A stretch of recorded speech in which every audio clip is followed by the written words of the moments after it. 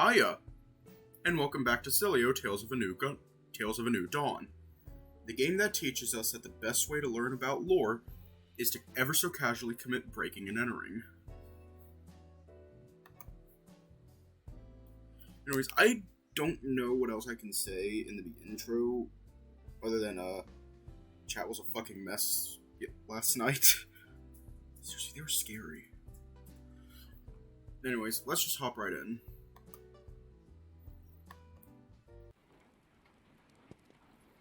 It was too bizarre to make any sense of. As I pulled the door closed behind me, Apollo waited patiently in a chair positioned by a lit fireplace, a kettle positioned on a table in front of him, steam rising from its spout. Noticing my arrival, he smiled warmly before gesturing to the other chair opposite his. Worry not, these old chairs have endured far worse than a bit of rain. Accepting his invitation, I sheepishly sat in the lesser one of the two chairs, no doubt the one primarily used by Apollo's infrequent visitors. Before long, the intense warmth of the raging fire evaporated the water in my fur and clothing with more steam coming from me than the kettle. Apollo then motioned to the kettle. Right? Oh yeah, no, let's completely throw out the fact that we're new in town and bring in the creation of all intelligent life. Apollo then motioned to the kettle, inviting me to warm myself inside as well as out. I obliged, pouring a hearty helping of piping hot cocoa into a mug before eagerly raising it to my lips. Between that and the cozy fire, I was beginning to feel very much at home. As soon as the flavor enveloped my taste buds, I recognized it as being the very same recipe Ty had prepared on our camping expedition. How are you enjoying the cocoa? I trust that it hits the spot. Definitely, but you know, I think Ty stole your recipe. With permission, I assure you. I take it you are a fan then? I am. I loved it the first time I tasted it. I love it just as much now. It warms my heart to hear you say so. Now, forgive me, but it would be best if we concluded our business promptly. Our time in our shared dream may well have been limitless, but in reality, that is no longer the case. The longer we are together, the worse your symptoms will become. I take it you grasped that detail? Exposure to pheromones, right? Is that why I've been acting so strangely? Is that why I've been acting like some kind of animal? We are all animals, Aiden. At least in part. Though when compared with our human half, it is hard to say which is the more civilized of the two at times. The majority of people are not receptive to my pheromones, but a smaller portion of the populace is. Luck would just so have it that this sensitivity is one of what seems to be a great many things that you and Ty share in common. But I was acting off, even before the first time we'd met, and then there was that nightmare I had, a nightmare where I saw you. Indeed, exposure to pheromones triggers reproduction of those same pheromones. The greater the degree of exposure, the more potent the produced pheromones become, and as it would happen, Ty and I spent a great deal of time in each other's company.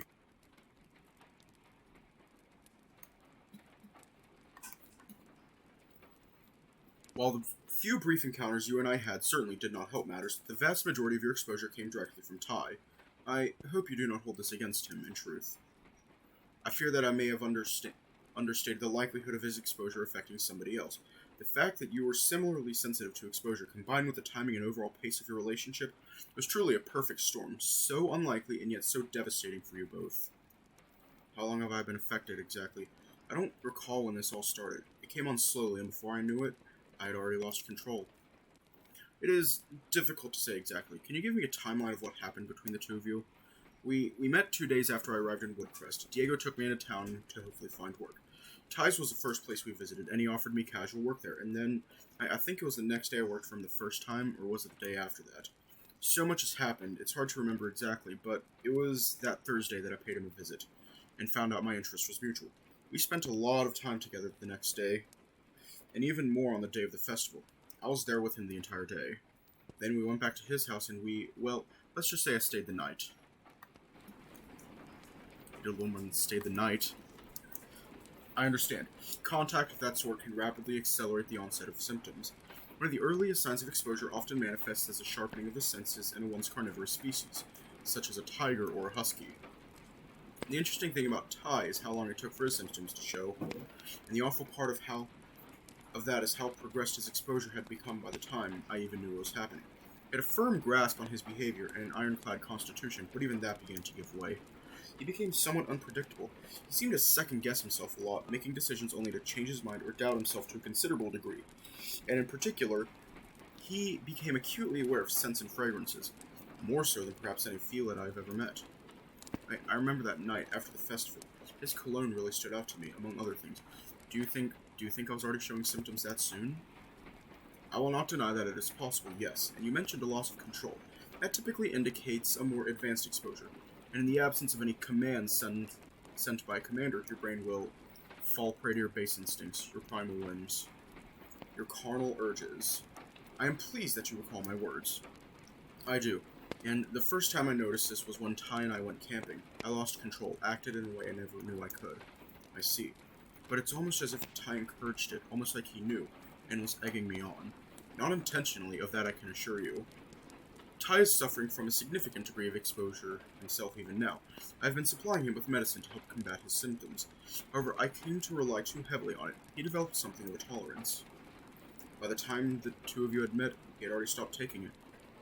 He had been trying to go it alone, stubbornly trying to control his erratic behaviors through the power of will alone. And as you are intimately aware, this ultimately did not go very well for him. But I am sure you are wondering why I invited you in here if such proximity can have such a terrible impact upon your mind. With a smile, Apollo reached down beside his chair and revealed a small container.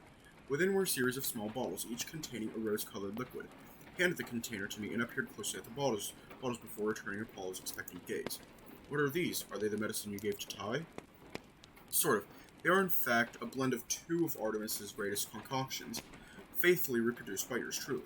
One part is the same and will ease your symptoms. The other part of the concoction will prevent your body from reproducing those pheromones, at least for a short while. That is, so long as you follow my directions. 1 a day, you hear me? Not 3 like a certain disobedient wildcat was taking. Understood. Good. It is also crucial because the additional ingredients required to prevent reproduction of the pheromones is quite hard to come by. There's only one place on Earth I know this particular flower to bloom, in a forest many miles to the south, nestled deep within the untouched wilderness. Wait, you went back? For me? For you and for Ty. And for Artemis, for that is also the place where I laid him to rest. I could not face it for the longest time. I simply lacked the strength to go. In a way, I have you to thank for finally giving me the courage to visit that beautiful place again, to reflect on the past long lost. I'm sorry, Apollo. Please, do not be sorry. I'm the one who should be sorry, for everything I have put both you and Ty through. Now perhaps it is a good time to take a swig. I promise you will feel much better afterwards. And that sounds like a good plan. Thank you, Apollo. Believe me when I say it is the very least that I can do. I was eager to put my madness behind me. From the container, I retrieved a vial of the pink-hued liquid and removed the cap. I stared at the bottle with some mild hesitation for a few seconds, considering the possibilities. In truth, this mixture could have been anything, but I felt no reason not to trust Apollo. In fact, for some reason, I felt as though I could trust him implicitly. And so I held the bottle to my lips and took a big gulp. It doesn't burn quite like the firewater, but it is not a taste you'll soon forget, I am sure. How do you feel? Works quickly, does it not? It was almost as though some kind of haze had cleared from my mind. For the first time in what had certainly been a good long while, I felt fully in control. I felt like myself again. I had almost forgotten what normal felt like. I'm exceptionally glad that it has worked. It has been a very, very long time since I brewed that particular medicine. I fear the flower may have lost potency, or perhaps I had made some kind of blunder. But I'm truly pleased to hear that is not the case. It almost seems as though the flower's effect has only improved, as though my old friend still tends to that garden like he did all those years past. And I apologize for not getting this to you sooner. Ty had raised the alarm a good few days ago now, but the likelihood of secondhand exposure was so minute. I am sorry, I should have responded more quickly. Keeping you company in the bar the other day, I had hoped to assess you for symptoms. I figured that if you were indeed exposed like Ty had come to suspect, sufficient time in my presence would provoke some kind of reaction. At the time, I noticed nothing that was obvious, but I know now that the reaction in question came later on that day. I cannot begin to apologize for what I have put you through. Please, don't be sorry. It's not your fault. Is it not? Exposure to an immortal is difficult to replicate without an immortal. My best intentions matter not. My presence has negatively impacted the lives of both yourself and Ty, and I regret that greatly. Once I heard what had transpired, I immediately set off. I only looked back this morning. Medicine in hand, suffice to say, it has been a long couple of days. Is that why you were asleep when I arrived? Indeed, I left a very specific breadcrumb to alert what I can only assume is a friend of yours to something they had missed. It was a dangerous move, perhaps, one I felt confident enough to take, and that I felt was necessary given recent developments. I had not necessarily expected you to arrive so quickly, but it was also no accident that I was sleeping on your arrival. After all, I wanted to be sure you were indeed exposed, and the most reliable way to do that was to be asleep when you came. It is as I told you at the time. While we immortals have long lost our ability to control our pheromones as our predecessors once did, the reins for those abilities are mostly returned in slumber. I had planned to wake myself from that slumber once I had confirmed your exposure. But before I could, you blindly waltzed right into my dream as if you owned the place. An unexpected twist for certain, but one that wound up serving us both very well indeed. After all, it is a long story, and the less time we could spend together in person, the better. But of course, I understand that we have not yet covered everything. Yeah,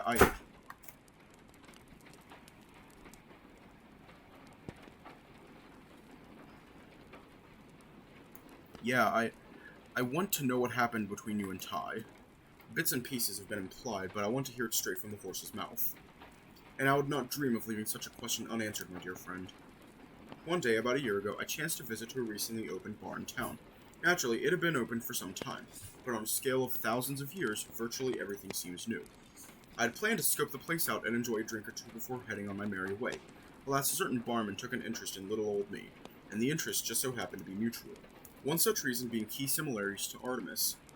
They are far from the same, but a few specific mannerisms. It is strange how such simple things can have such a profound impact.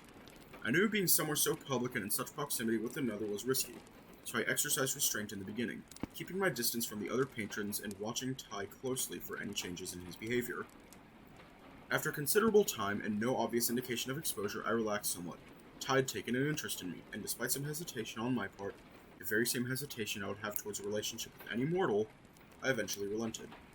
It was a terrible mistake, and not a day goes by where I live without that regret. I knew no good would come of it. I knew in time it could only end in pain. But it had been so long. I had been so alone for so long. A momentary weakness was all it took. Despite this, he and I got along very well, and despite our rather extreme age difference, we shared an awful lot in common. But then I began to notice changes in his behavior, and I began to see him in my dreams. Wait, how come I never saw Ty in my dreams? I mean, I did, but not the real Ty. Even though you were both exposed and both subsequently produced pheromones, only a slumbering immortal can exercise any control over those dreams. You were both exposed but never connected in the way you and I connected today. I see. Yo, you can, hear my computer fan. By this point, he already knew the truth about me, and he knew full well what was happening to him. He responded by proposing to me. He presented me with a beautiful ring, an heirloom that meant the world to him. And to this day, it breaks my heart that I had to say no. It tears me asunder every time I remember the pain on his face when I told him we would have to stop seeing one another. His heartbroken expression, it is burned in my mind, another of my many, many regrets. I plied him with medicine and did all I could to keep a safe distance. Maintaining that distance was the only way he would recover.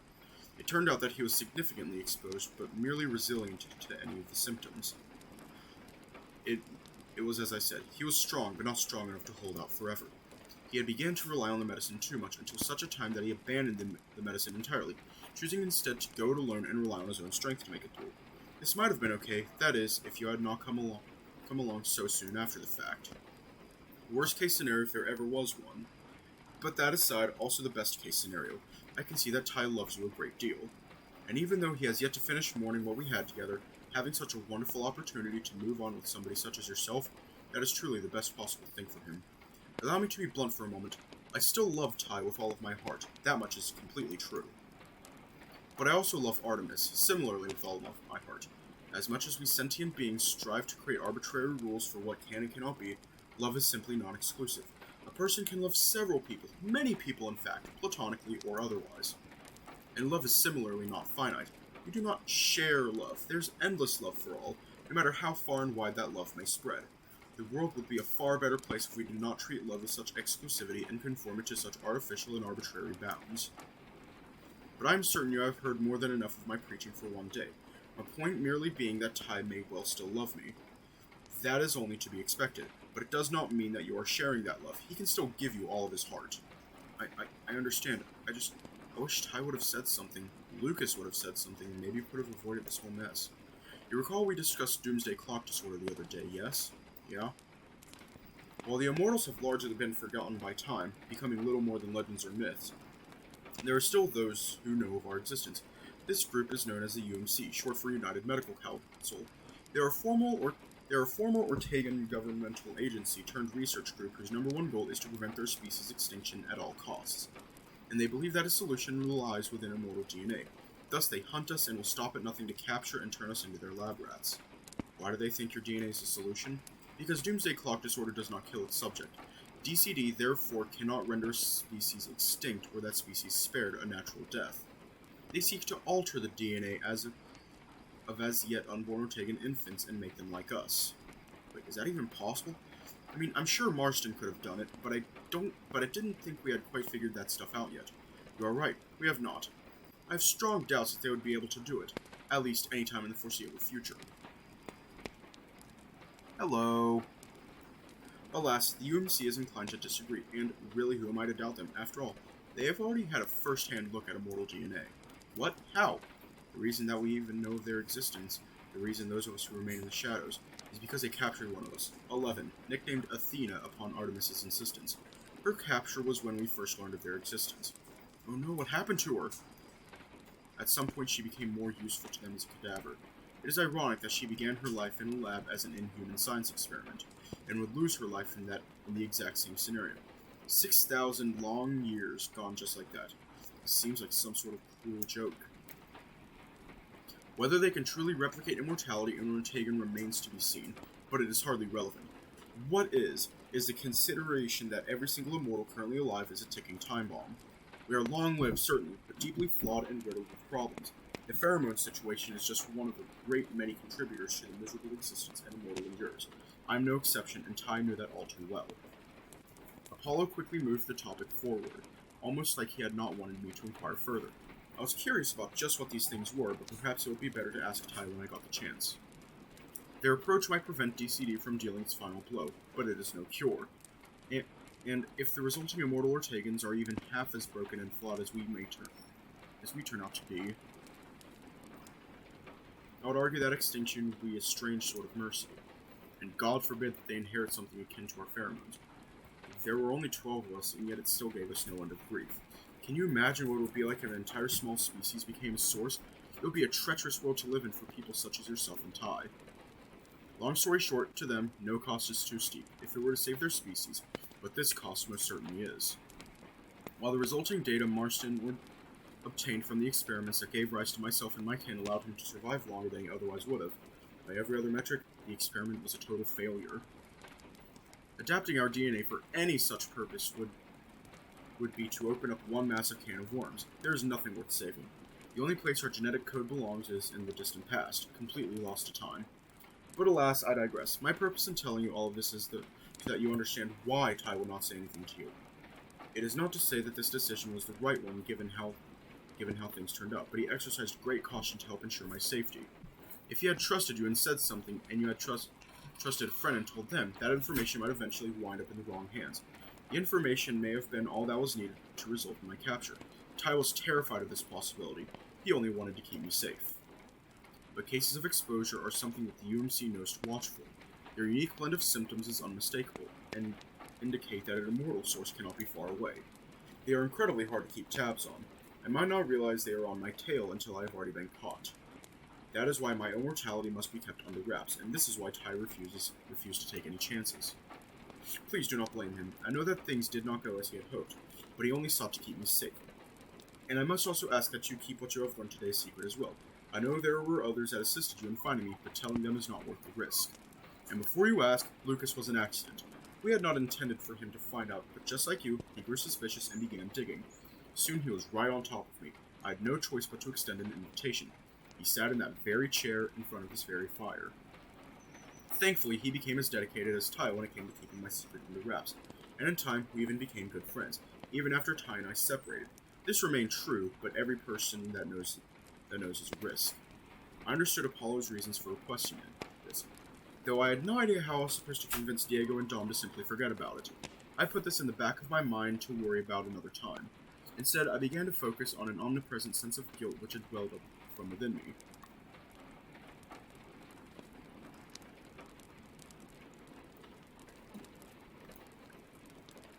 Your secret is safe with me, Apollo, but I feel so bad for how I treated Ty. For what it is worth, your exposure seems to have had a significant impact on your behavior. You must not be so hard on yourself. Exposure be damned, I love him. It isn't okay that I treated him the way I did, with such distrust and hostility. I should have trusted him. I'll do anything to make it up to him, to turn back the clock. Anything? Apollo peered at me inquisitively, waiting patiently for my response. Though his rather specific response gave me pause, I stuck to my guns. Yeah, anything. And perhaps we can hit two birds with one stone, so to speak, if you will excuse the pun at my own expense. What did you have in mind? I would like you to be a messenger of sorts. I'm sure you have not forgotten tomorrow's Ty's birthday, yes? What? Oh, that's right, I have a gift for him and everything. Terrific. Now you see, before things went, well, the way they have been, I had attempted to procure a rather special gift for tomorrow. Oh? He used to harp on about this old whiskey his grandmother used to drink, about how she would give him a little to help him sleep as a young child. I know how badly he wanted one last taste. I love that sentimentality of his. Well, it would just so happen that I managed to track a bottle down not so long ago, and if you are willing, I would ask that you collect it for me, and deliver it to him along with your own gift. Huh? But why? Because there's little in the world that Ty wants more. Except for maybe an opportunity to make things right with you, and I wish to deliver him both of these things together. It will serve as a statement of finality, an almost final farewell, and it will infer my blessing. And knowing what you know now, I take it you would appreciate the opportunity given these gifts in person. And there's also the matter of the effort required to procure it on such short notice. Effort you will be able to take full credit for, of course. What? I thought you had it already. Not exactly. I've secured a bottle, but I have not yet collected it from the store. Oh, easy, so I just have to swing down to the liquor store? Indeed, although there's one small catch. The store in question is in Summervale, and if I'm not mistaken, the final train of the day will be departing rather soon. The bottle is all paid for. Worry not. Oh, I would love to see the look on his face as one gift delivers another. He will be so pleased to see you. But how do you know this? When I spoke to him today, he seemed fairly accepting that it was over between us. Has he told you otherwise? Not exactly. Hey, yo.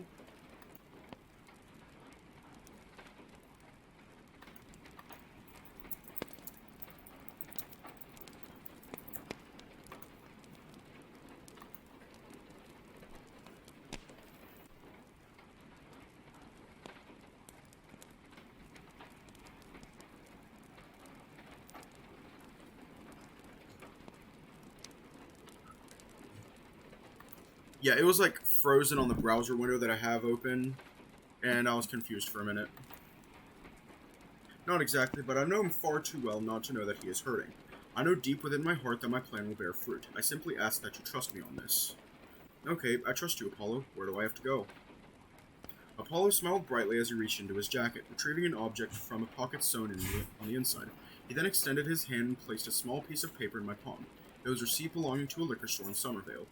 Indeed, the invoice was paid, and thank goodness for that, as the price made my eyes water. Jeez, my gift isn't even worth a tenth of what this cost. But you are the main gift, are you not, my dear friend? If I'm not mistaken, he will be happy to see you than he will be to see this old bottle of whiskey. And now, there are no longer any secrets between you. The perfect circumstance for a fresh start, yes? And the fact that you will turn up, having done the legwork to secure his gift, there is no better way to communicate my blessing. And of course, what I want most is for him to find that happiness I could not give to him, and for you to share in that happiness. Everybody wins, right? I sure hope you're right about this, Apollo, but I trust you.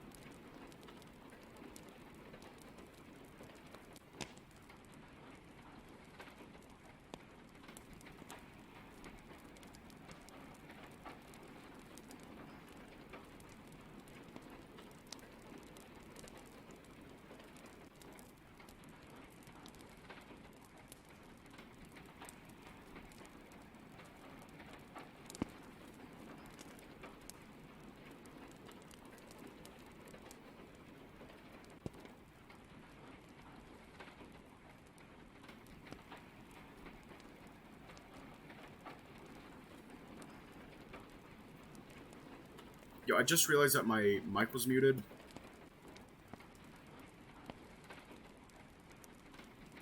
But before we part ways, is there anything that you struggle to comprehend? Anything that I've failed to explain in adequate detail? Yeah, there's one thing I don't quite understand. Ty's been exposed, so that means he's reproducing pheromones, right? Wouldn't that mean that I'm doing the same? That is correct, yes. But then, what happens if Ty and I were, say, locked in a room together or something? Wouldn't we both keep exposing one another back and forth in some kind of perpetual cycle? Not quite. Understand that the rate at which pheromones are reproduced is in direct correlation with the severity of their exposure. Much like how a minor laceration would slowly mend itself, a person slowly but surely recovers from their exposure as time passes by. Imagine that a group of individuals, all with varying degrees of exposure, are sealed together in a small room. Each member of that group would witness an increase in the severity of their own exposure until the entire group had achieved parity with its most severely exposed member. From that point onward, the group as a whole would gradually begin to recover. Of course, the slowest recovering individual would always have the greatest degree of exposure. Therefore, the group will obtain parity with their slowest recovering member. This, of course, means that recovering as part of a group is almost always considerably slower than simply recovering alone. Contact with other exposed individuals is near universally detrimental and should be avoided where possible. When a person recovers from their exposure, do they stop reproducing pheromones? Precisely right. It is exposure that prompts the reproduction to begin. Conversely, the absence of exposure will see that reproduction process grind to a complete halt. Do you think that my presence might have slowed Ty's recovery? I do not, no. The lesser exposed individuals are always those who suffer the consequences. In this particular scenario, those consequences were yours to bear and yours alone. I see, but I thought that you and Ty had already been apart for some time. How long does it usually take for somebody to recover? The answer to that question varies greatly from person to person, as well as depending on the severity of that specific exposure. Minor exposures can typically recover within a matter of hours, while moderate cases can often take several days. What constitutes a severe case varies greatly. A typical severe case will generally recover in a week or two, but for less typical and more extreme examples, weeks can turn into months. You and Ty, hasn't it been about a month since the two of you went your separate ways? Correct, and to call Ty's case severe would be something of an understatement. Through a combination of his own unique reaction to pheromone exposure and his stubborn concealment of the resulting symptoms, his case had progressed far beyond severe well before I noticed it myself. And the fact that even now he continues to experience such debilitating symptoms only goes to show how bad he allowed things to become. And the severity of his case is precisely why he developed a similarly severe exposure born near exclusively from contact with a peer. I see. It's kind of amazing that this isn't something that's more widely known about. Why would it be? Remember that only a small fraction of the population is even receptive to such pheromones. If I recall correctly, it was something like 1 in every 50 or so people. The fact that 2 such people wound up in a relationship with an immortal in such proximity is, well, improbable for one, and deeply unfortunate for another. But if you think that such individuals are difficult to come by, just wait until you see how many immortals remain. Do you know how many that is? For all I know, I may be the last. It has been quite some time since Dionysus and I were last in contact. Anything could have happened since then. The majority of my remaining kin are confirmed deceased, though the fate of a small few remains unknown. I suppose it is always possible that they, like I, yet live on, keeping as low a profile as possible to ensure their own safety. But that is a tale for another time. Our time here is precious, after all. To conclude my previous explanation, without an immortal source of pheromones, any cases of exposure in the wild rapidly become extinct, and only as long as it takes for those affected to recover. Days, usually. The symptoms and characteristics are distinctive, and where cases of exposure may be found, the immortal responsible for them cannot be far away, and it is like I told you before, they'll stop at nothing to capture us. Nothing. It was a terrifying prospect, of that I had no doubt. Immortality. It sure wasn't all it was cracked up to be. I don't know. I genuinely don't know. You know, it still doesn't make a lot of sense how these pheromones work exactly. How is it that they can achieve such complex tasks? I didn't know a lot of this stuff was even possible. A wise question indeed, my friend. It is important to remember that when we typically refer to pheromones, we refer to those that are naturally occurring. And indeed, you are right. Naturally occurring pheromones could not possibly facilitate such feats. However, the pheromones in question are man-made in origin, and were purpose-built to support such functionality. Not only that, but our receptors were modified in such a way to ensure compatibility with these pheromones. It is a purely artificial adaptation, and one exclusive to our greater species. I shall refrain from boring you with the intricate workings of such a system, but know that they are far more than merely typical pheromones. While they certainly have a great deal in common, these pheromones might as well be something different entirely. Now then, is there anything else you do not understand? I trust that I have answered your question satisfactorily. It does. Thanks, Apollo. It is my pleasure. Now, if there is nothing else, perhaps it is an opportune time to embark on an evening journey to sun-soaked Summervale. If it makes things right and makes Ty happy, it sounds like the best thing in the world. Well said. Now get out of here and away from me before you wind up even more ill. You have a train to catch. With a confident and eager grin, I rose to my feet, ready to begin my journey across Woodcrest to the very same train station at which I arrived only 2 weeks prior. Thanks, Apollo, for everything. I owe you one. The way I see it, it is I who still owes quite the debt. Cleaning up my own mess is hardly deserving of thanks, but I will permit you to call it even, should you so insist. The two of us shared a mutual and understanding smile before I turned away, making my way towards the exit of Apollo's hidden manor and commencing my long journey across town.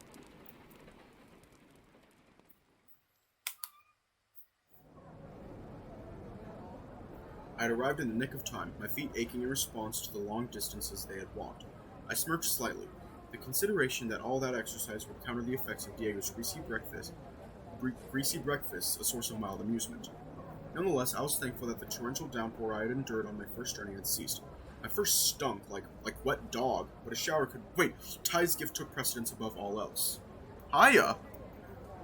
As long as I remembered to have one before I delivered it to him, what kind of awful gift would I be if I turned up smelling like feet? Stark contrast to the day I had arrived in Woodcrest, the train station was sparsely populated, and from what I could see peering through the windows, the train was no different. While I didn't regret meeting Axel one bit, I was looking forward to some time alone on this particular journey. With no luggage in tow, I handed the ticket I'd purchased only moments prior to the conductor and ventured on board the train, eager to begin the hour-long journey through the mountains to the small settlement of Summervale.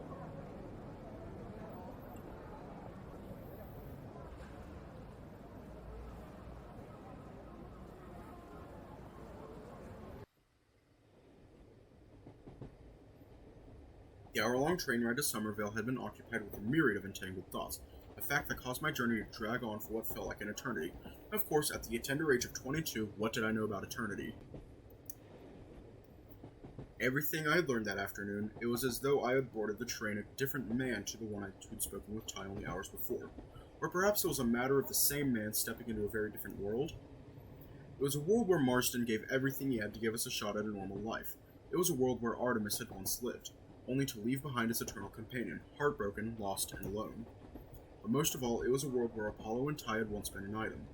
A world so cruel as to force them apart, neither willing yet given no choice. A world where Ty's involvement with Apollo had forced him into secrecy in fear of endangering his former lover. And a world where that secrecy would come between us in the months to follow, breaking Ty's heart for a second time in rapid succession for only having done what he believed was the right thing to do. Apollo had shared his secrets with me to relieve Ty of this burden, to free him from the chains he bore for no other reason than Apollo's safety, and it was Apollo's wish that things between Ty and myself could yet be saved. And a last-minute trip to Summervale to retrieve something so special to Ty for his birthday, it was the least I could do to make up for my own erratic and volatile behavior. There was nothing I wouldn't have done, nothing on this earth.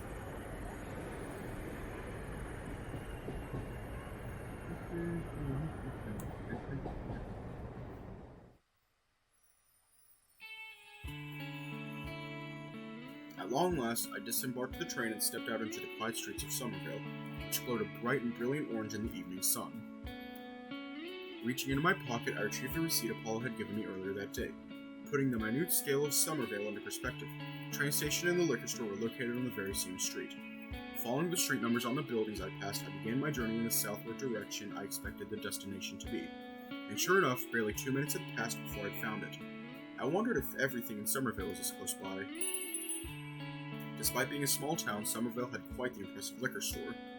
There were shelf after shelf of different bottles, whiskey, vodka, wine, beer. It seemed as though it were a specialty store, which would explain how they were able to procure such a rare bottle for Ty.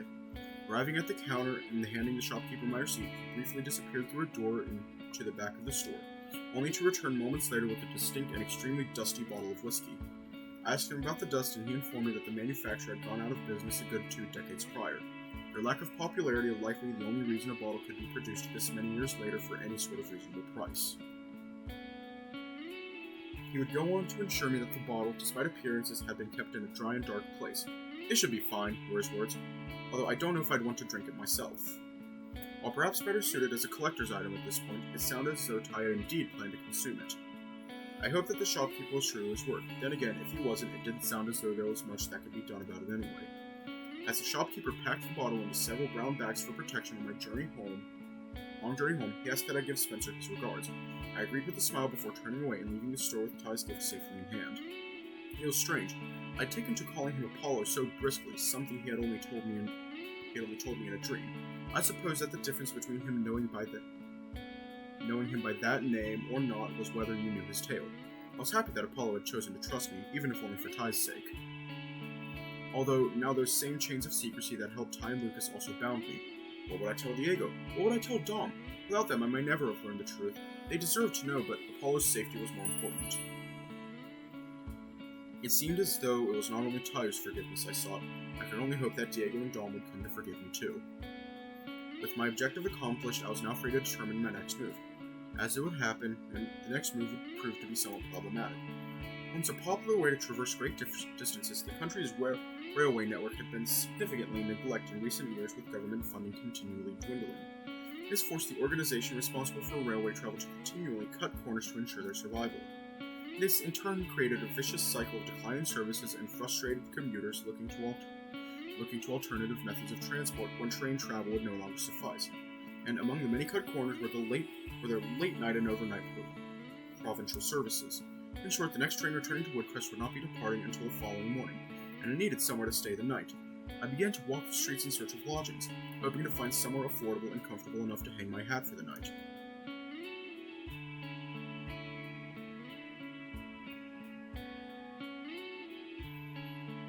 Perhaps I had been foolish. After all, I'd had quite the run of terrible luck so far. I'd thought that learning the truth, being given a treatment for my strange behavior and even stranger nightmares, and having received an olive branch in the form of this whiskey might have marked a change in my fortune. But as it would happen, every hotel, motel, and other form of accommodation that I could find all displayed prominent no vacancy signs to spare for one with a going rate of over $250 a night, an amount far greater than I currently had in my account. I checked in with many, desperately hoping that a last-minute cancellation would be my saving grace, but no dice. It seemed as though I'd exhausted my options. There was no way of getting home, nor anywhere that I could stay. I was thankful at least that it wasn't wintertime, as the setting sun wrapped me in its warmth while I got myself comfortable, sitting against the brick wall of a closed store in a narrow alleyway. It was somewhat mortifying as I sat there, my formerly damp fur stinking from the rain, with a bottle of whiskey and a brown paper bag held close to my chest for protection. At the very least, I had the derelict look down pat.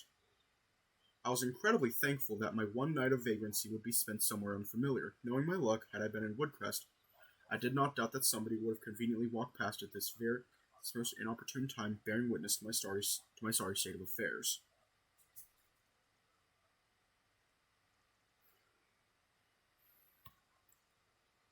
Ooh.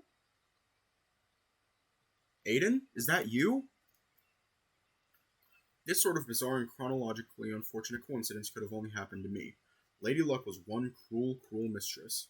I was beginning to think that I'd somehow been cursed. The one person who could have possibly been in Summervale, who just so happened to walk past the exact alleyway I was in, at the exact time I'd settled down in a street otherwise almost entirely devoid of people. The impossibly unlikely scenario of it all stung like you wouldn't believe. I didn't know whether laugh, cry, or even scream, and really, would any of them make a difference? But if there was one lesson I had learned for when you're the victim of such a cruel and heartless joke, it was that the only difference in whether people are laughing at you or with you is simply whether you are laughing too. And while my surprised visitor was hardly laughing, I decided that a joke at my own expense was the best preservative for my endangered dignity. And so I prepared the deepest and most gravelly voice I had within and delivered my finest imitation of only the greasiest and most disheveled homeless person that I could muster. Hey, kid. Spare any change? Aiden, what happened? Since when have you been homeless? Did Diego kick you out? Hang on. That's hilarious. I'm sorry, I didn't know. If I knew you needed help, I swear I would... Axel. You can come live with us. Dom will understand. But you've got to take a shower because you kind of stink. And what's in there? Is that alcohol? Do you have a drinking problem? Axel. Huh? Axel, you're too precious for this world. Dude, I'm just messing with you. It's not what it looks like. Oh, you're not spending the night in this alleyway clutching a bottle of whiskey then? What? I came to the sudden realization that it was exactly what it looked like, merely lacking the proper context. Shit. All of a sudden, the distinct scent of freshly cooked and fragrant foods tickled my nostrils, drawing my attention to a plastic carrier bag hanging from Axel's left hand. It served as a cruel and jarring reminder that I had not eaten since breakfast at the cafe, and boy was I hungry. There's no way I'm letting you spend the night here like this. Get up, you can spend the night with me. Axel's expression was a blend of defiance, confusion, and hurt. Of course, his heart was always in the right place, with today being no exception, as he grabbed my arm and desperately tried to pull me to my feet. Alas, he was only very small, and I'd spent 2 weeks on the Diego diet of pure grease. But thankfully for him, I was of no mind to resist his offer, instead willingly climbing to my feet beside my fevered friend with the bottle of whiskey still clutched firmly in hand. I motioned for Axel to lead the way, and the two of us began our journey to wherever our shared destination would be. It was just as well, too. I owed Axel something of an explanation. I've got so many questions. Why are you here? What's with the alcohol? Why were you in that alleyway? And why do you smell like spoiled milk? Spoiled milk? Surely it's not that bad, right? I promise it's not my new cologne or anything. But what is it then? I'm a husky. You've got that crazy snow fur. All the dirt and water gets trapped and you wind up smelling a little funky afterwards. And that was one hell of a storm we had earlier on. Storm? What do you mean? It's been dry all day. Eh? I reached into my pocket, retrieving my phone and firing up the weather app. I was sure that part had been real, and if it wasn't, the implications of that were a distinctly terrifying thought. First came panic when I saw a total absence of precipitation on the hourly forecast, only to breathe a distinct sigh of relief when I realized that my phone had geolocated me to Summervale, and that switching back to Woodcrest revealed several hours with dark rain clouds accompanied by bolts of lightning. What? Huh? What was that big sigh for? Oh, don't worry about it. I just had a long day, that's all.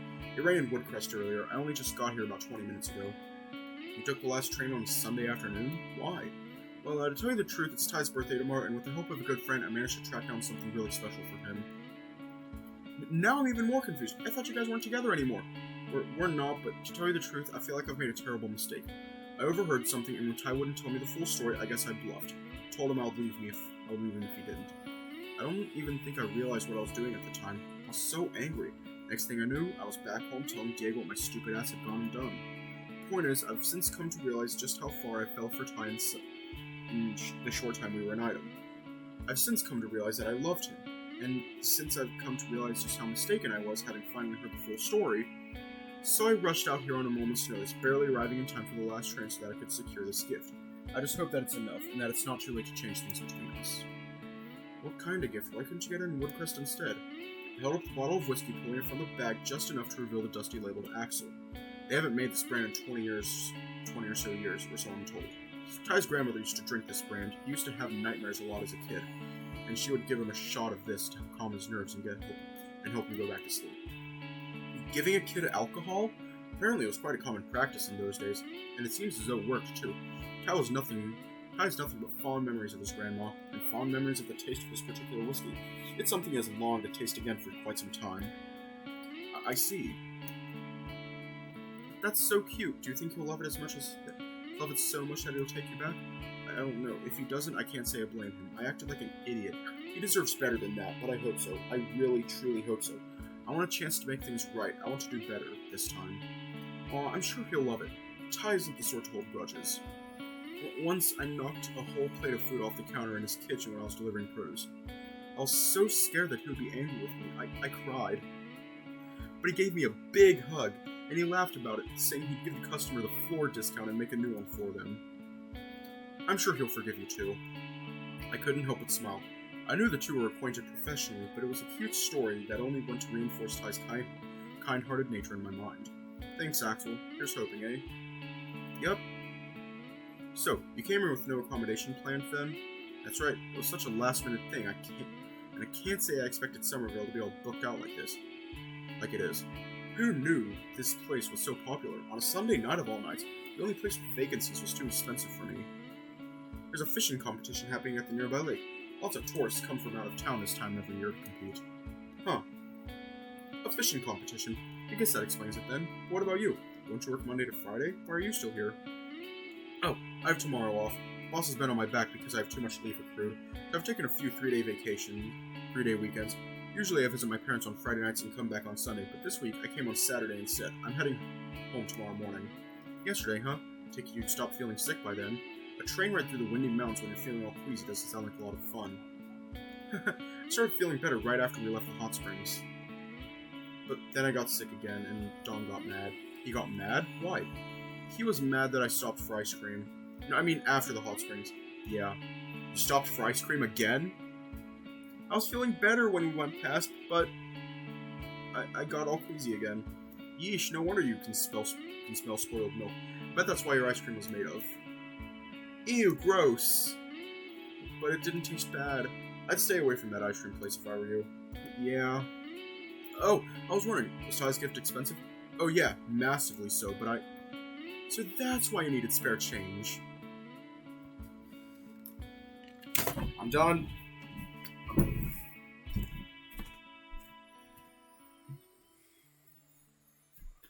Axel, you are too precious for this world.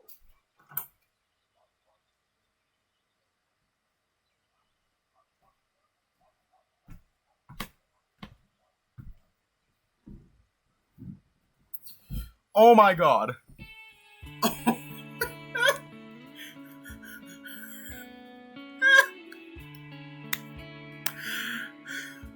So that's why you needed spare change. Oh no, the only change I need is a change of clothes, and maybe a change in the shitty luck I've been having. Maybe then I could find a place to spend the night. It's okay, you can come stay with me tonight. I promise Mom and Dad won't mind. It'll be like a sleepover. A sleepover? Jeez, it's been a while since I've had one of those. Then again, I guess it depends on what you count as a sleepover. I did stay at Ty's house that one night, and with Diego, every night is like a sleepover. Yep, I've only been living with Dom for a few days now, but I feel the same way. It's so nice having him there all the time. I don't get lonely anymore. Oh, I'm glad to hear that, Axel. I might not be Dom, but hopefully I can stop you from feeling lonely while we're in Summervale, too. It's okay, it's impossible to be lonely with my parents around. Oh, that sounds mildly concerning. What do you mean by that? You'll see. Great, so long as you don't tell them you saw me in full hobo mode. Okay. Smelled you, too. I swear to God, on some days I look like a fucking hobo. This isn't one of those days. Okay, actually, what do his parents look like? Let me, check, make sure I'm not jumping into a fucking... What are they called? Nudist house. I want to make sure I'm not doing that. Sprites. Is a character named Beth? Holy shit. No.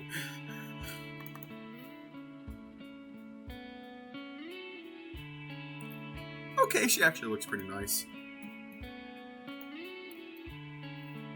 You should keep your distance from them until you've taken a shower. You smell bad. My self-esteem is in tatters. Axel and I chatted away as we continued our walk, passing the short time before we arrived at his parents' abode. It was as I had thought earlier. Everything in Summervale was close by, even more so than the comparatively massive Woodcrest.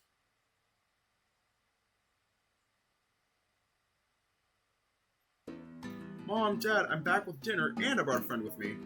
I heard an audible gasp from an adjacent room, followed by the frantic scuttling of feet. Ah!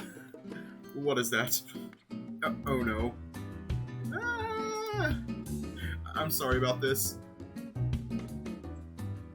Ah! Hello, a new friend? My, Axel, where did you find such a handsome young man? Ooh, my goodness. If I were your age again, I would hardly be able to keep my hands to myself.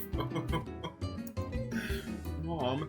Axel's mother began to circle me like a hungry shark, sizing me up as she went. That was until she paused, a look of disgust spreading across her face. My goodness, what is that smell? I got rained on. Ugh, haven't smelled anything that bad since Joe fixed her plumbing to save money. I got it though, didn't I, Beth? After 3 days. 3 days, Joe. Yes, I know, what can I say? It was a bit of a crapshoot. Good one, Dad. Thanks, son. Oh, and please, pay my lovely wife no mind. She gets all excited when Axel brings new friends home. It has been quite some time since the last. I remember it like it was yesterday when he brought that shark home. What was his name? Robert? Russell, I believe. Russell, that was him. Axel, what was wrong with sweet, lovely Richmond? He would have made a lovely boyfriend. Mom? So tall and so handsome, and what a smile. I was just about to melt when I saw that toothy grin of his. Oh well, I suppose it doesn't matter. A husky is just as good too, right? Aw, you two will make such a perfect couple. We're not. Dear, we have a guest and his dinner's getting cold. Perhaps it would be a good time to set the table? Oh my goodness, yes. I'll be mortified serving Axel's new boyfriend cold food. What would he ever think of me? What was your name again, my dear? Aiden. Ah, what a lovely name. Well then, Amir, I hope you're hungry. There's plenty of food to go.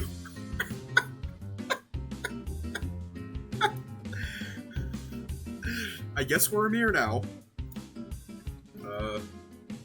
Oh, Axel, honey, would you be a dear and bring the food into the kitchen so that I can begin serving it up? Coming! And with that, Beth scuttled towards the kitchen with an obedient Axel closely in tow. Soon the sounds of clattering cutlery drowned out practically all else, with Joe having to raise his voice so that I could hear him over the din. I apologize about that, Aiden. It is as I say, she can get rather carried away when Axel brings home new friends, and she never was quite the best when it came to remembering people's names. My name is Joe, Axel's dad. Pleasure. Good to meet you, and I promise I don't always smell this bad. Now don't you worry about that. I'd already given you the benefit of the doubt. Just so you know as well, Axel and I, we're just friends. Of course, I apologize again for my wife. Ever since she learned of Axel's, preferences, she has been concerningly interested in his love life. I have tried convincing her to give the boy some breathing space, but... Well, when Beth takes an interest in something like that, there's very little anybody can do to stop her. It could be worse, right? At least she's passionate and supportive to boot. Joe appeared tickled pink by my response as he chuckled in a way only a dad could. That is a very glass-half-full way of looking at it. I like your attitude, Aiden. Oh, and I hope you're hungry. Curry is on the menu, and we also have plenty to go around. Are you sure it's okay? I did show up unannounced after all, and I wouldn't want to impose. Of course, any friend of Axel's is welcome. And just between you and me, but I cannot imagine Beth would allow you to leave without a hearty meal in the room shower. I mean, I could just slip away. She'll chase you. She may not look it, but she was cross-country champ 3 years in a row back in high school. That's actually kind of terrifying. Don't be afraid. She can be rather intense, but I assure you, there's never a dull moment around here. 25 years and counting, and she still keeps me on my toes. Now then, my darling wife is rather particular when it comes to setting the table and dishing up. I would say you have a good 8 minutes to spare. Considering the state of you, a hot shower really ought to hit the spot. No offense, of course. None taken. I haven't looked in a mirror recently, but if I look how I feel, it can't be good. I'll gladly take you up on that offer. Great. You know, for years I was addicted to showering. But now I'm finally clean.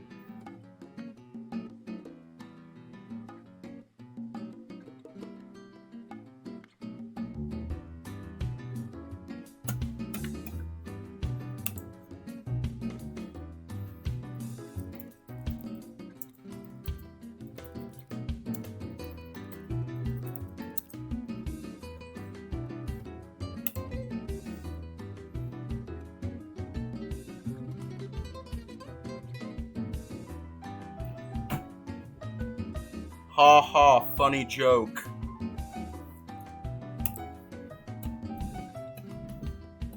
RIP headphone users.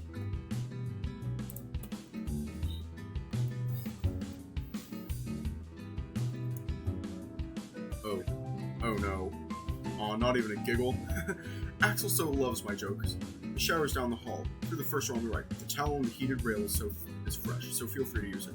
Between the fresh towel and having bought enough food for an extra person, it's almost as though you're expecting me. Do you get visitors often?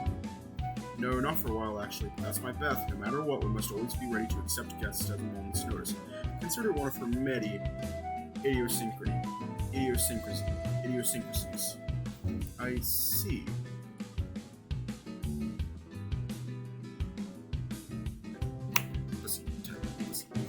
Listen fresh. Listen full of flesh. I see. Well, thanks, Axel's dad. I'm gonna get myself cleaned up before dinner. Attaboy, Axel's friend. Just make sure you don't take too long. Beth won't let us eat until everybody's present and well. Those rice cakes she adores only make me hungrier for real food. Joe, honey, what did you do with the guest plates? They are not in the cupboard where they belong. Oh, well, I don't rather recall. It has been such a while since we needed them, honey. Don't worry, I'll find them for you right now, dear. Thank you, Joe. With that, Joe ambled toward the kitchen with only mild urgency to begin his hunt for the missing guest plates. Maybe I was imagining it, but there was something about Beth's tone that gave me pause, almost as though it were in Joe's best interest to locate the runaway plates, and fast. Ah, Alan, my dear. Please make yourself right at home. Is there anything I can get you, love? Would you like a drink while you wait? Actually, Joe had suggested a shower, and I think I could really use one right about now. That is, if that's okay with you. Oh, Alfred, of course it is. It's the first store on the right down the hallway. The towel on the rail is all ready for you, and I'll have Joe fetch you some clean clothes. That is, just as soon as he has found the plates he misplaced. She's so scary. And with that, Beth scuttled off once again, promptly disappearing into the kitchen once more. It seemed as though Joe had landed himself in a spot of bother.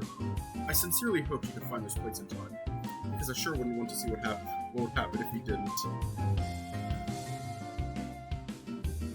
It took every fibre of my being not to stand beneath the flow, mouth agape in an exhausted stupor as the day's long hours swirled the train along with dirty water.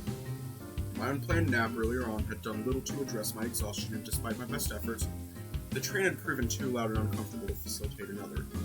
A statement whose irony was not lost on me. After all, only hours before had I fallen asleep under a tree trunk in the pouring rain, flashes of lightning and the booming thunder that followed them failing spectacularly to disturb my much-needed slumber. I was very thankful that Axel had found me, the awkwardness of it paling in comparison to the rather dire alternative, sleeping on the streets. But as eager as I was for some proper shut-eye, I would have to wait. I had other needs to attend to first. And with the first among them being personal hygiene, it was time to move on to the second of those needs, my growling belly. A growling belly which was a little too exposed for my liking. The change of clothes left by the bathroom door clearly a few sizes too small. Oh, look at those curves. Looking good, honey. Oh ho ho. Oh, I'm sorry, Aiden. I anticipated that Axel's old clothes might be a tight fit, but that's a bit more than this tight. I feel like a burrito. And you look kind of like one too. Sadly, Axel and I share similar sizes, so my clothing would be no better. And Beth's clothing? Well, those pose a different problem entirely. Excuse me, Joe?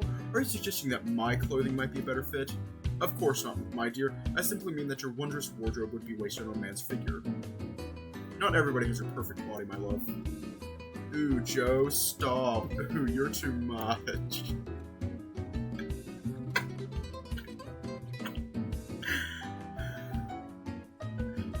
I couldn't help but smile in appreciation of Joe's narrow save as I seated myself in the open spot next to Axel, where steam rose from a plate of delicious-looking curry, served with rice and some kind of unusual-looking bread. Not to worry, Aiden. Your clothes are in the wash. Won't be long before you're wearing something size-appropriate again. I even used a special laundry powder. You're going to smell so nice, Arthur. Thanks, guys. You really didn't have to go to all of this trouble. Nonsense, Nicholas. It is no trouble at all. Hope you're hungry. Summervale is home to one of the finest curry plates in the country, and you're about to see why firsthand. A bold claim, but one that I desperately hope to be accurate for the sake of my growing stomach. The fragrance of exotic spices danced within my nostrils as my anticipation continued to grow. As we sat patient, everyone's gaze was directed at Beth, whose approval was required before we could begin. Even Joe waited expectantly, knowing all too well not to overstep his bounds. It was then with a warm and gracious smile that Beth gave us all the go-ahead. Well, what is everybody waiting for? I failed to resist an amused snort as all four of us started on our meals. The moment Beth was looking the other way, Joe fired me a knowing smirk as he tore off a piece of bread and dipped it in the curry before folding it over and cheerfully tossing it into his mouth. Looking over to the side, I noticed Axel doing the exact same thing with his own. I had no idea if this was the correct way to enjoy a curry, but I decided to follow their examples, dipping a piece of the bread before tossing it directly into my maw. How was it, Aiden?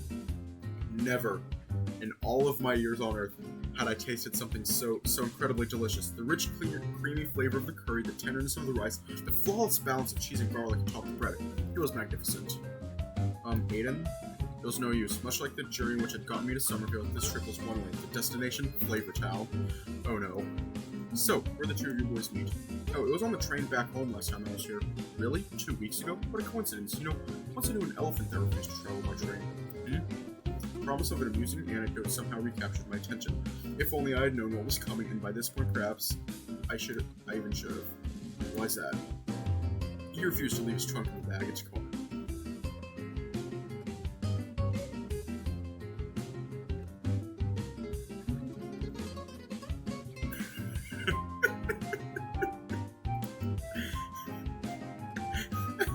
Good one, Dad.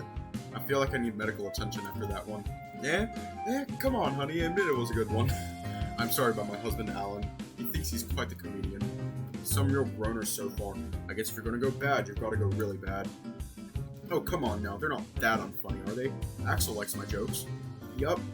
The four of us continued our meals as I savored each and every delicious bite of curry. I took note of the restaurant's name for the next time I would visit Summervale. One day, I hoped I would have the opportunity to take Ty there. Eventually, I took the heartbreaking final bite of my delicious meal. My heart shattered into pieces as I stared at my now empty bowl.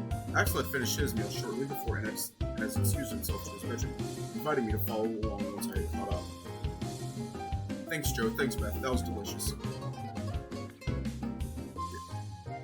When you said it was one of the finest curry places in the country, you sure weren't kidding.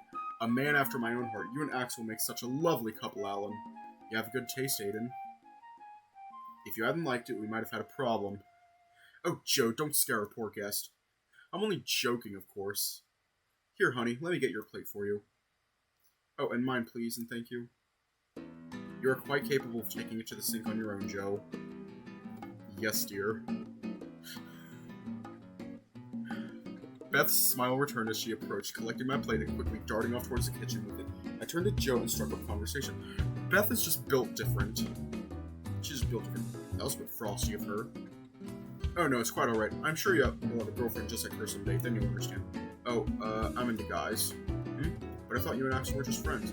We are, it's just something we have in common, that's all. Oh yeah, sure thing, whatever you say. Joe returned with a dramatic wink to which I rolled my eyes.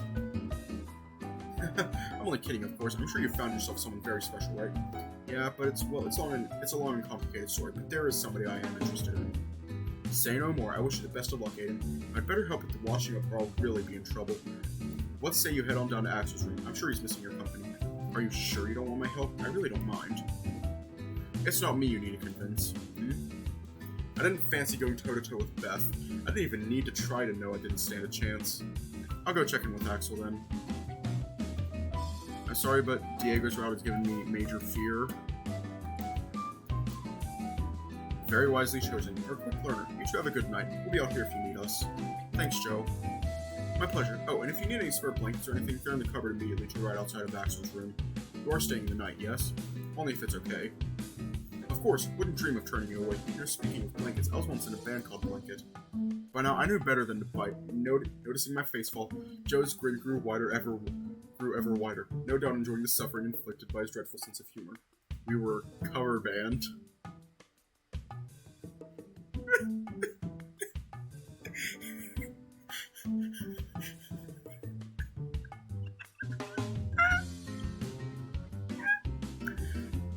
That's it, I'm leaving.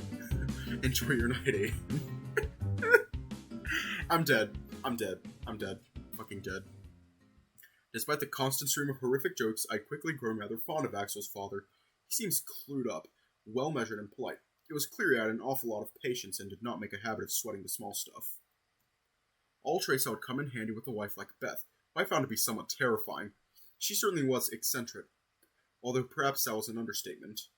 My nervousness had been on edge for a while, so escaping to Axel's room was a long overdue relief. I wandered down the hallway, finding Axel's bedroom with no problem at all, clearly signposted with comic book posters stuck to the outside of his door. Taking a brief look before heading inside, it looked like he was into some fairly dated, tame comics, or perhaps that was all he was allowed to have. Finally making my way inside, I saw Axel sitting comfortably in a beanbag chair, rapidly tapping away at his controller as he played his video game, his tongue out to one side as his focus glued to the screen ahead. I avoided being a distraction, instead quietly slipping into the chair beside him and watching in silence. I recognized the game as a platform exclusive, a long-standing series I hadn't yet taken the time to play. It was a platforming title with a heavy emphasis on combat, a huge arsenal of weird and wonderful weapons, and even a larger battalion of vicious enemies, an army of which set about turning Axel into lunch meat. Ah! Crap! Out of ammo! Oh, thank God he's wearing pants. Axel quickly selected another weapon to continue his desperate defense as enemy after enemy forced him further and further back. It was all he could do to avoid incoming fire by rapidly jumping and frantically strafing. but he continued to lose his ground as he struggled to thin the enemy herd. No, no, no, I'm so close! Forced into a corner, Axel leaned forward, grasping his controller with white knuckles as his fingers mashed the buttons so fast, I was sure there should have been smoke. But as weapon after weapon ran dry and his health continued to plummet with every hit taken, it was clear that his struggle was in vain. No! Can't believe I'm still not good enough for this level. You were doing so well, too. I'm sure you'll get it next time. Thanks. I try that level every time I come. Only have this old console one I'm visiting, so I'm trying to get the most out of what I've got. It's okay, though. This is a really fun game. Wish I was good enough to clear this level, though. You'll get it. You were already doing an amazing job. You're gonna have another go? Nah, I was just killing time waiting for you. It's rude to play video games when you've got a guest. Not if you play co-op, it isn't. And that game doesn't have co-ops. If you like, I can find one that does. Or we could do something else. Don't stress, Axel. You and your family have been way too accommodating already. You don't need to go out of your way to try and entertain me. Honestly, your parents have already done a pretty good job of that. Oh yeah, they're pretty wacky, huh? They're good people, though, I promise. I didn't doubt that, don't worry. Though it certainly seems like there's never a dull day in this house. Your mom sure seems hands-on. Yeah, she's always looking out for me. But sometimes a little too much. That's okay, though. I'm lucky. Some kids have to fend for themselves. But if things ever went badly for me, I've always got a home to come back to. Parents that will look after me. It's great to have a safety pad. To tell you the truth, not long before I moved to Woodcrest, I had half a mind to go running back home with my tail between my legs, stay with my mom for a bit, catch my bearings. Life in the city, it was hard. I put all this work and money into my degree, and I thought I knew a bit about the world. I thought I could make a success of it. I thought if I worked hard and did my best, I'd come out on top. But that's not how the world works. Instead, I got that crappy internship, was lucky enough to get a paying job out of it, but it was barely enough to afford a roof over my head. A little while before I quit, the boss made a bunch of people redundant. They didn't get the severance, some clause in their contract, some legal loophole, whatever. They got 2 weeks' notice. Only a month or so later, I'm leaving work one afternoon, and that same boss is proudly showing off his new car to his cronies.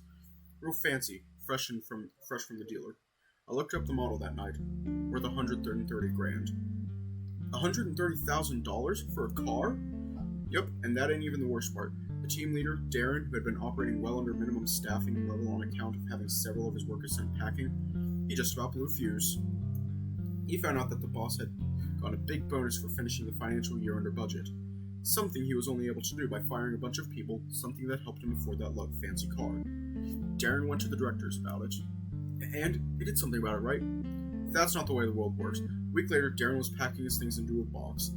They got him on some technicality, gotten rid of him for standing up for what was right. After that, not only were we severely short-staffed, but we had no team leader either.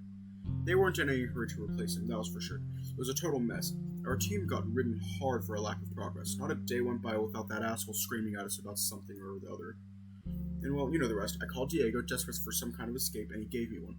The very next day, I was in Woodcrest. I'm sorry. That sounds so horrible. It's alright. That's life, right? I won't say it's all been smooth sailing since I moved, but I'm a lot happier overall. Well, mostly. Ty, right? Yeah, Ty. If I can still fix this, I'll be the happiest man alive, but maybe it would be better not to get my hopes up. Maybe I don't deserve a second chance.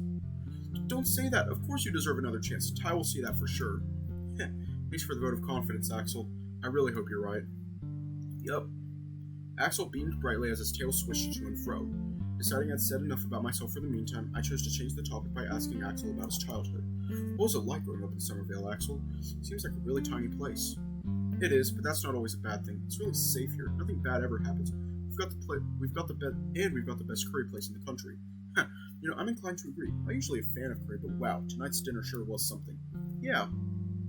I'm sorry, Mom thought we were, she does that every time I bring a friend home. No apologies necessary. Your dad already did a great job of explaining it to me, too. Oh. Yeah, seems like she's excited for you. Most moms never want their kids to grow up, but yours seems to be very excited about every little milestone. It's so embarrassing, though. I get that. It's also like you said, though, some kids don't have that. She might be embarrassing at times, but she clearly loves you a lot and wants the best for you. She used to yell at the judges during my swimming contest. They used to be scared of her. Jeez, really? I'm not gonna lie, I'm a bit scared of her, too. I guess I should be glad I'm not judging her swimming. Huh? Yeah, so long as she thinks you're my boyfriend, she'll go easy on you. I guess it's a lie worth following for the time being. Maybe someday you can introduce her to Tom. She can fawn over him instead. Oh, yeah. Someday. How's things going with, what'd you guys call it again? Fox Die? Oh, Operation Fox Day.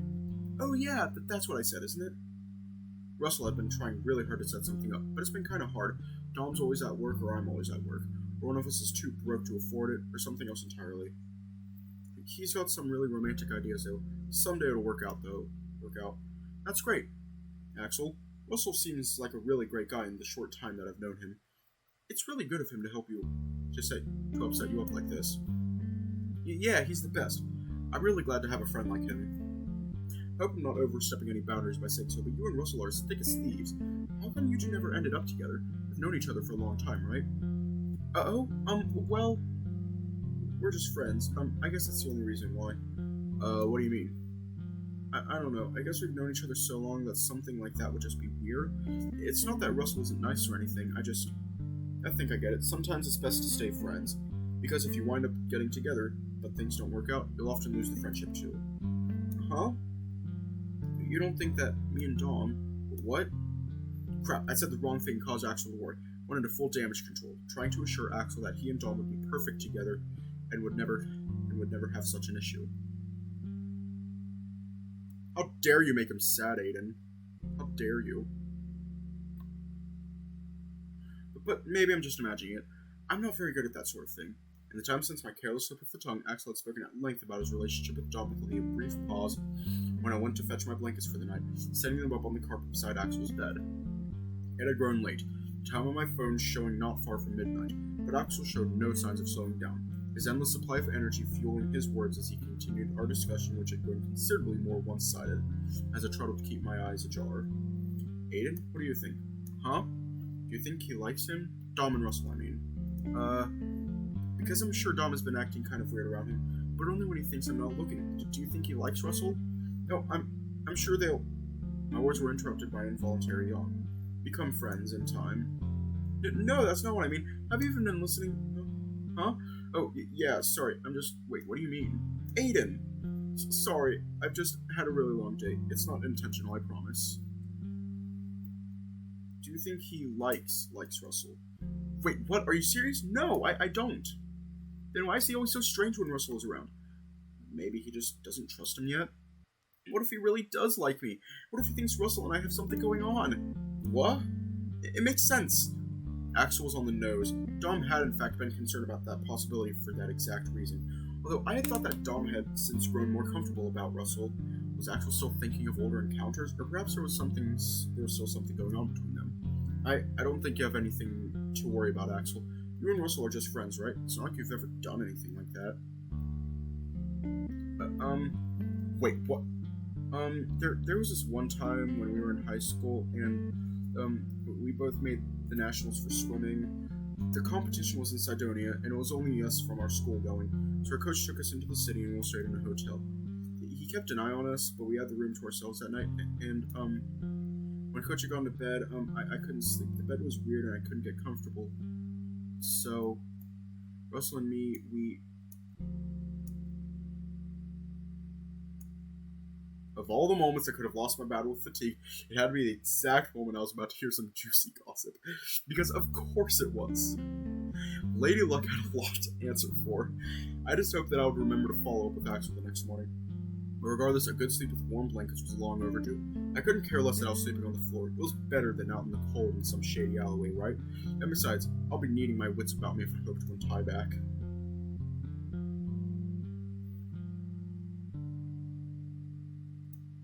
Huh? Motherfucker. Bit by bit, my vision came into focus as my cheek rested against the cold cobblestone floor. It was a place I recognized, but not one I was thrilled to revisit. I climbed cautiously to my feet and moved to brush the dust from my clothing. I'm going to bring back the censorship. An action challenging to perform when you aren't wearing any.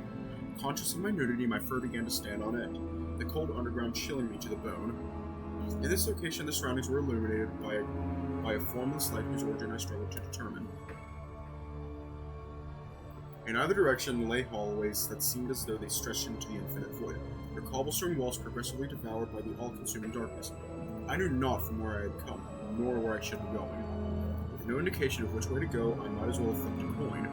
But it wasn't my first rodeo. I knew all too well that my decision would have no bearing on the fact that nothing good could be found in either dark passageway.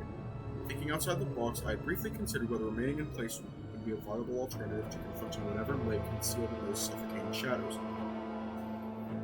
A line of reasoning quickly abandoned as the sound of approaching footsteps demanded my full focus. I was foolish to believe that whatever laid in wait could have been avoided. If I hadn't found it, it would have found me. As proven by my indecision, I turned to face the creature that stalked me, standing firmly and defiantly at the ready. As helpless as I was, I refused to go down without a fight. Each step grew gradually louder than that which preceded it. Their steady beat matched by my anxious heart as the duo composed their symphony of helplessness and fear. Louder still they grew before the figure shed their cloak of darkness, their identity proving a most unexpected surprise. Ty?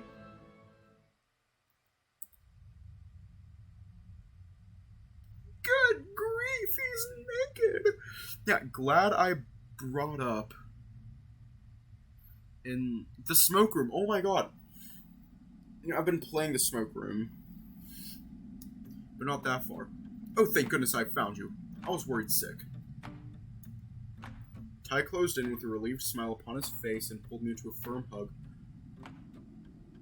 Dismissing the resulting arousal, I considered that our shared lack of attire would be notably detrimental to our chances of survival in such a dangerous environment. Hey Ty, it's good to see you, but any ideas on what might have happened to our clothes? I was just about to ask you the very same thing.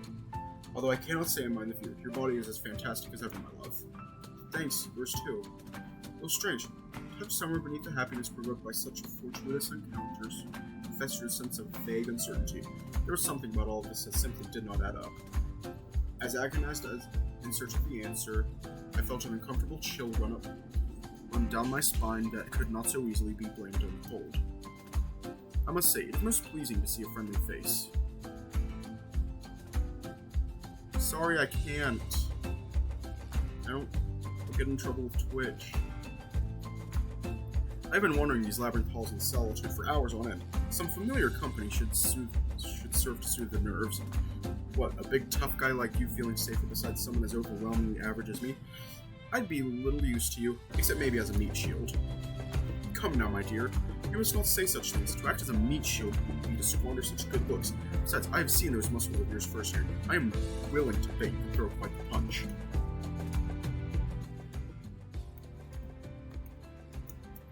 That's where you're wrong. I'm a husky, remember? Just a walking, talking bundle of fluff. Not nearly as big as you seem to think I am. Well, fluff or not, you're plenty big enough for me, my dear. And I assure you that I speak from experience. Now, but I can only imagine that remaining so stationary cannot be doing us so many favors. See, I do not suppose you know in which direction we might find the exit? Sorry, not a clue. Both directions look completely identical as far as I can tell. Worry not, my dear. I already knew it would be a long shot, but you miss every shot that you do not take. Shall we continue in the direction I have been headed? I trust you have no objections. None. Or any better ideas for that matter. Let's get moving. Splendid, then let us be off. The two of us began our exploration of the dark corridor that lay before us. Our sensitive Self-voicing enabled. The two of us began our exploration of the dark corridor that lay before us, our sensitive equipment bobbing to and fro with every passing step.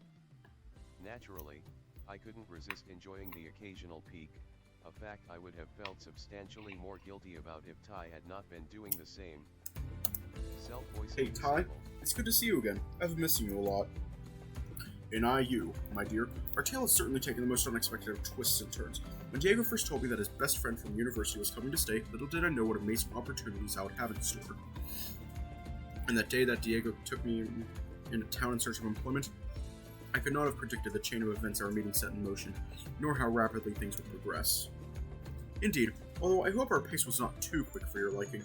Not one bit. One day we're meeting for the first time, next thing you know we're having our first date, and then before you know it, we're, meeting for the first time. Yeah, I suppose that was one way of putting it. I know we've had our ups and downs, but the night of the festival, I'll never forget it. What an amazing night. It warms my heart that you say so. I admit that the pace was not a conscious decision of mine, but rather one born from loneliness, grief, and desperation. As you know, Apollo and I arrived at a rather sudden and jarring conclusion not so long before. Lucas had been by my side ever since, but I nonetheless longed to fill the aching void within my heart. It was then that you appeared. I fell prey to your allure right away, feeling a bizarre and inexplicable sense of compatibility right from our very first meeting. I thought for sure that the interest would not be mutual, what with the age gap, the complexities of dating an employer, so on and so forth, and I also feared that I could have been deceiving us both, portraying an illusion of compatibility when I was only acting to distract myself from the pain I felt. To this day, I am incredibly thankful to have been proven wrong on both of these counts. Desperation. My snap decision to relocate to Woodcrest was a consequence of desperation. I endured so much for so long, and I just couldn't bring myself to endure anymore. I was determined that I wouldn't prolong my suffering and misery for another second. So I reached out to Diego. We hadn't seen each other in a couple of years, and honestly, we had sort of fallen out of touch a bit. Despite that, he was happy to become my means of escape and did everything in his power to help me. It hasn't been all sunshine and rainbows, sure, but I know I made the correct decision in reaching out to him. It has led to so many wonderful opportunities that I would not have had otherwise. I'm really thankful for that. A mature stance indeed. Decisions born from difficult circumstances do not always beget dissatisfactory outcomes, even those that appear unambiguously so at a cursory glance. You'd be amazed at how many of these choices we make still yield positive outcomes.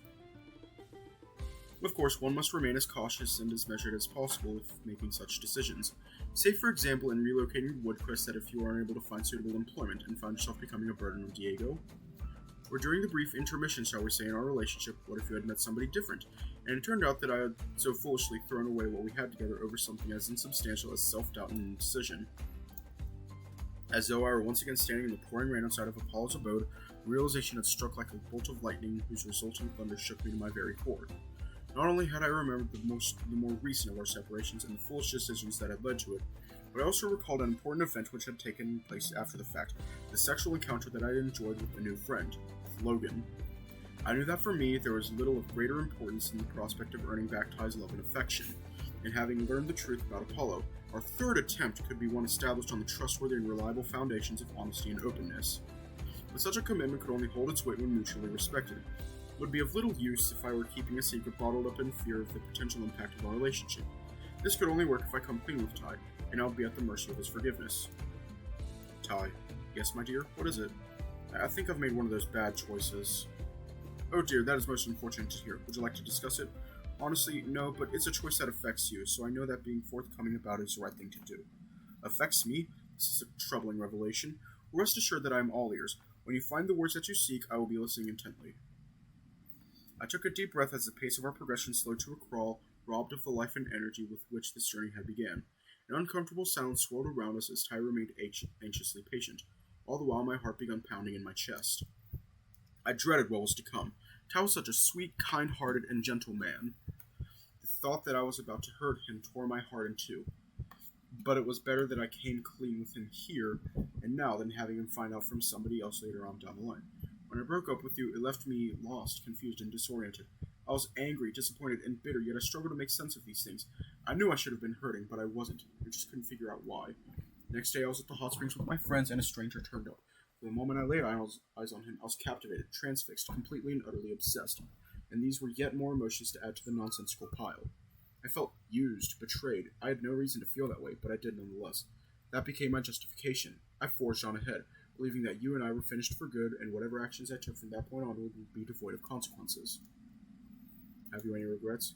I regret that learning of it may cause you senseless pain. I regret acting without a clear head, instead making decisions while clearly ill-equipped to understand the consequences of my actions. But I don't regret meeting Logan. I don't regret that the two of us became friends. I do not regret that he is now part of my life, in some small way because I genuinely like and respect him as a person and think that he will be nothing but a positive influence on me. That I do not regret, regardless of regrets or an absence thereof. You understand that this friendship cannot be allowed to continue, yes? What? Consider the following. If your partner had cheated on you with someone else and you decided to continue that relationship regardless, would that not be on the condition that your partner severed all ties with that person? I mean, in that specific scenario, yes, it makes perfect sense, but our circumstances, they're completely different. At the very least, we were on break. At most, and certainly more accurately, you and I were separated. By sheer definition, you have not been cheated on. You say that as though it somehow changes things.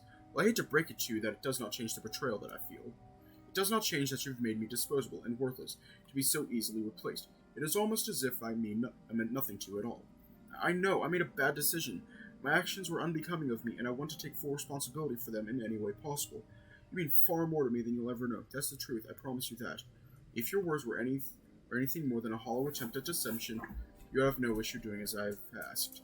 I do not think this one demand to be unreasonable. I understood Ty's logic loud and clear. The things that were technically true or untrue were utterly insignificant in the face of the emotions they provoked. This wasn't a court case, this was a relationship, and in relationships, emotion reigns supreme. But just as my actions had created such devastating emotional impact, Ty's insistence that I sever all ties with Logan had a similar, albeit no doubt less extreme effect. Logan might claim to the contrary, but I knew that I was the first proper friend Logan had made in quite some time.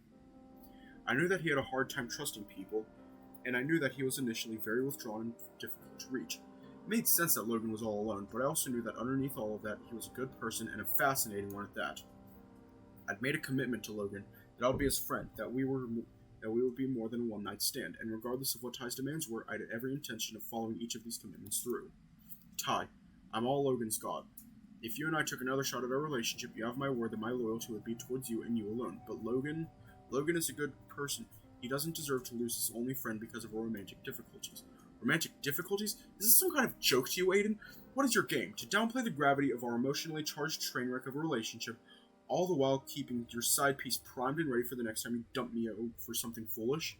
Ty, it's not like that. I value Logan platonically, as a friend, and nothing more. The sex was a bit of fun, an opportunity to let off steam during some downtime. It didn't mean anything, I promise. You've broken enough of your promises that those words are now devoid of any meaning. I've had enough. And your options are crystal clear. Either you cut him off or I'll cut you off. Choose your next words carefully, Aiden. This was unlike the Ty I had known. The Ty who did not get weighed down by technicalities. The Ty who was forgiving, empathetic, and more than willing to compromise.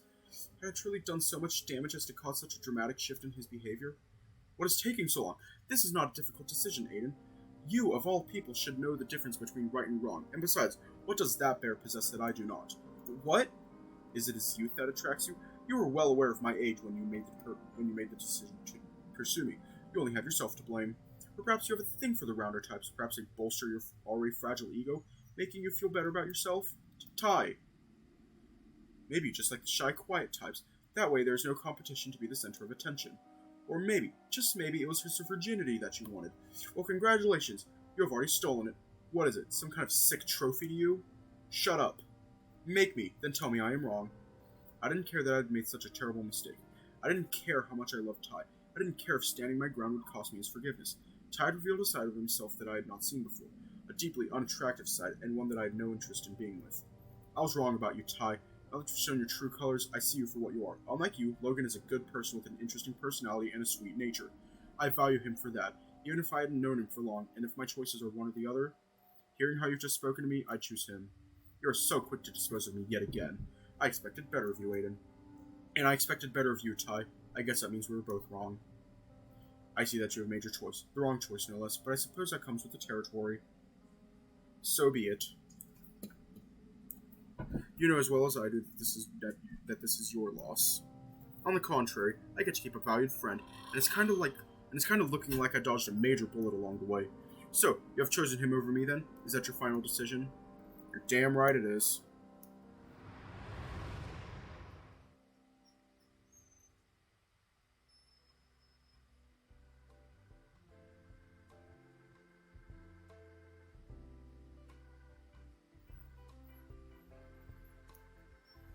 Spoken like a true gentleman. Bravo, I'm fighting back tears. Gone was a subterranean labyrinth which played host to our dispute, replaced instead by what I recognized to be the very same waterfront path on which I had earned Logan's trust, established by the chain of events which led to that fateful encounter, and in the very spot where Ty had been standing who I could only recognize as myself, a flawless replica of my own form, happily smiling back at me beneath the glow of illuminated street lamps overhead. He was no better dressed than I was, a sight which was truly bizarre to behold from a third-person perspective, especially when I considered the sense of unfamiliarity and some kind of creeping terror brought on by witnessing someone so unquestionably familiar to me, yet so different from what I was used to seeing. I would ask who you are, but I guess that would be a stupid decision, so instead let's try this. What are you? A temporary division of your consciousness, lasting only as long as you continue to dream. We are one and the same, neither more legitimate than the other. I've heard enough cryptic bullshit in the last few days. Tell me again, this time in English. I'm you, no more, no less, a product of your own mind and nothing more. And because we are the same, I know that you will ask me what the purpose of all this was, why I was impersonating Ty, why I said such hurtful things. I didn't quite know what to say. It was dead on, and I didn't see any point in saying anything at all that would only interrupt the answer I was waiting for. Ever since we met with Apollo, several important considerations seem to have slipped our mind, such as the situation with Logan, which seems like it has fallen completely out of focus, which makes sense, of course. We have had a lot of things going on. But today we intend to meet with Ty, and our hope is that we'll be able to win him back. This involves Logan now, whether we like it or not. We dragged him into this mess. He is innocent in all of this. It's important to remember that and to act accordingly. The other me had a point. I had been so distracted by everything that had transpired since my meeting with Ty in the cafe that I had failed to even realize that I would have to come clean with Ty about what I had done. I understand, but what should we do? Exactly what you just did. Chew Ty out? No, not that. I mean that if it comes to that, we ought to stand up for Logan. And even if it doesn't, we should still do everything in our power to preserve the friendship.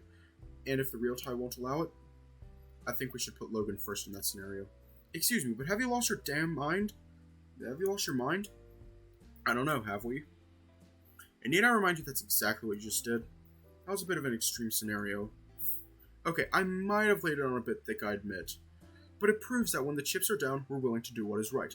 And it proves that we value Logan as a friend after all, despite only having known him for such a short time. And the real thing isn't so easily swayed by emotion either. I can't say I'm expecting a volatile response from him. After all, when was the last time you actually saw Ty angry? I mean, he got a bit salty when Glenn showed up that one time, but really, that's the worst I've seen. Not counting that time in the forest when he was pretending to be ensnared in those vines. I thought he was going to kill us. It was super hot, though. Let's not let the stream turn sexual. You're the only other guy here, and I don't know. Is that weird? It's kind of weird, right? Well, let's just say it gives a whole new meaning to the phrase, go fuck yourself. Very true, but you have gotten me thinking. Ty would have every right to be upset with me over this. What I did was distasteful, but technically it wasn't wrong. I didn't cheat on him, I just rebounded way too quickly. And neither did Logan, for that matter. You're right, he's innocent in all of this. If there are any consequences for my actions, they should be mine alone to bear. Excusing the unintentional pun. Ugh, reluctantly excused. I made a mistake. I'm willing to own that mistake and suffer whatever consequences I must, but I will not cut Logan off. Considering the circumstances in which we became friends, considering his fear of being manipulated, used, and discarded, and considering all the assurances I gave him that I wasn't like that, I will not let my own fucked up relationship drama impact him, and if that means Ty and I cannot continue, I will endure that punishment. I'm glad we're on the same page. A happy ending for everyone would be what's best, but life is rarely like that. If there are any consequences for our actions, they are ours and ours alone. We keep Logan right out of it. Well said. I guess all we can do is cross our fingers, right? Here's hoping anyway. You've got to come clean with me. Why are we naked? Where the hell are our clothes?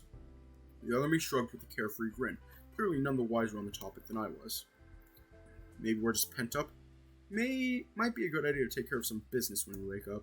Not at Axel's house, not until I've settled things with Ty. My dick can wait, we've got important shit to do. You sure that's the only reason? Maybe you're secretly hoping that Ty will be able to help us with it. That too. Shh. Well, if that doesn't pan out, you can always go fuck yourself in Dreamland. Thanks heaps for bringing that back up. I've got enough mental scars already today, and I haven't woken up yet. Don't make things worse. Alright. Now then, I did mention there were a few considerations that had slipped your mind, didn't I? Huh? Oh, that's right. What else is there exactly? Oh, you're gonna kick yourself when you hear this. You forgot to call Diego and tell him where you would be last night. Oh, fuck.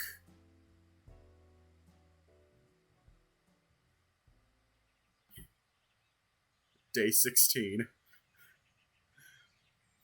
We're gonna leave off here tonight.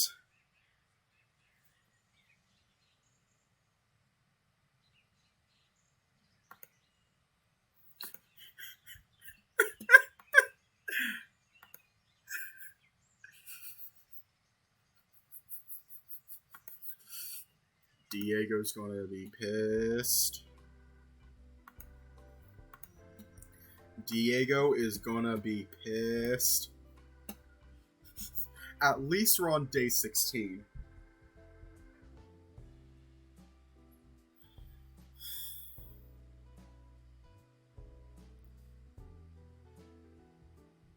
honestly.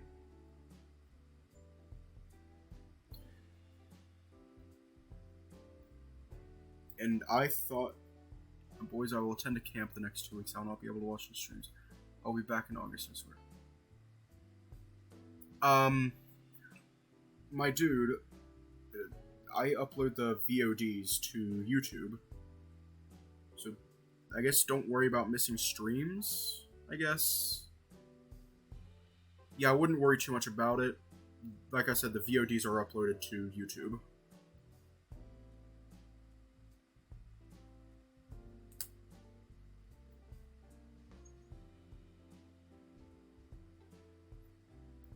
Well, anyways, not much can be said. So, stay safe, have a good night, and I'll see y'all tomorrow.